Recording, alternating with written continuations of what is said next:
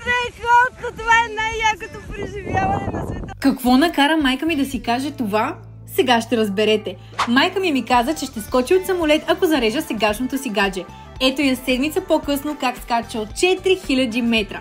Първото нещо, което направих след като зарязах вече бившото си гадже, е да я докарам на летище Ихтиман за тандемен скок с парашут. В ваучера й бяха включени инструктора, който беше прикрепен към нея през цялото време на самия скок.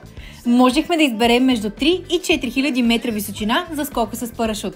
Във ваучера беше включена екипировка и видео за снимане. След инструктажа беше време да се издигнат с самолета и при достигане на нужната височина е време и за най-вълнуващата част – скока.